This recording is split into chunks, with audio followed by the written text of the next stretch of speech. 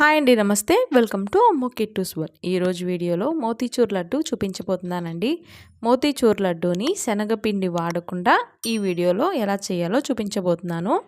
మరి శనగపిండి వాడకుండా ఏం వాడి చేయబోతున్నానో మీరే చూసేయండి.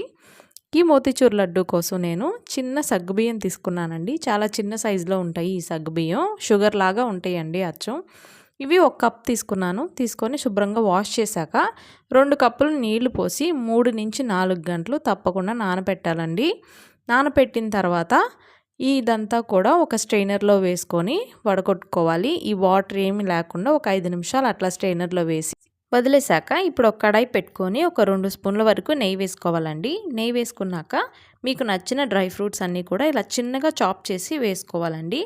వేసుకున్నాక ఇదంతా కూడా కొంచెం కలర్ మారే వరకు వేయించుకొని తీసి పక్కన పెట్టుకోండి. ఇప్పుడు అదే కడాయిలో మనం స్ట్రెయిన్ చేసి పెట్టుకున్న ఈ సగ్గుబియ్యం కూడా తీసుకోవాలండి. ఈ సగ్గుబియ్యంలో వాటర్ అంతా కూడా కొంచెం డ్రై అయ్యే వరకు మీడియం ఫ్లేమ్లో కలుపుతూనే ఇలా ఫ్రై చేసుకోవాలండి. ఫ్రై చేసుకున్నాక ఇందులోనే 1 కప్పు సగ్గుబియ్యం వాడాం కదండి, దానికి గాను 1/4 కప్పు షుగర్ వేసుకుంటే స్వీట్ కరెక్ట్గా సరిపోతుందండి. మీరు ఎక్కువ తింటే కనుక 1 కప్పుకి 1 కప్పు వేసుకోండి.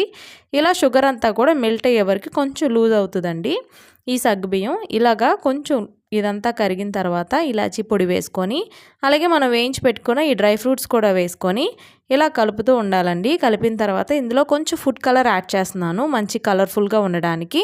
మీకు నచ్చకపోతే స్కిప్ చేసేయండి. ఇలా వేసుకున్న తర్వాత ఇదంతా కూడా కలుపుకోవాలి. కలుపుకొని కొంచెం ఇలాగా నాన్ స్టిక్కీగా వస్తుందండి. అప్పుడు ఇందులో కొంచెం నెయ్యి వేసుకొని ప్యాన్ నుంచి ఇలా సపరేట్ అయినప్పుడు ఇంకా స్టవ్ ఆపేసి ఇందులో నేను వాటర్ మిలన్ సీడ్స్ యాడ్ చేశానండి. మీకు ఉంటే వేసుకోవచ్చు, లేదంటే స్కిప్ చేసేయండి. ఇదంతా కొంచెం గోరువెచ్చగా అయ్యేంత వరకు చల్లారబెట్టుకొని ఇంకా లడ్డూల్లాగా చేసుకుంటే అంతేనండి. ఎంతో టేస్టీగా అలాగే హెల్తీగా ఉండే సగ్గుబియ్యం మోతీచూర్ లడ్డు రెడీ అయిపోయింది. తప్పకుండా మీరు కూడా ఒకసారి ఈ ప్రాసెస్లో ట్రై చేసి మీకు ఎలా కుదిరిందో నాకు కమెంట్ చేయడం అసలు మర్చిపోవద్దు. అలాగే ఇంకా మన ఛానల్లో ఎలాంటి రెసిపీస్ చూడాలనుకుంటున్నారో మీ సలహాలు నా కమెంట్ ద్వారా తెలియచేయండి. ఈ వీడియో మీకు నచ్చినట్లయితే ప్లీజ్ లైక్ చేయండి. అలాగే మీ ఫ్రెండ్స్ ఫ్యామిలీకి షేర్ చేసి మరిన్ని క్విక్ సింపుల్ రెసిపీస్ కోసం అమ్ము కిట్టూస్ వరల్డ్ ఛానల్ని సబ్స్క్రైబ్ చేసుకోండి.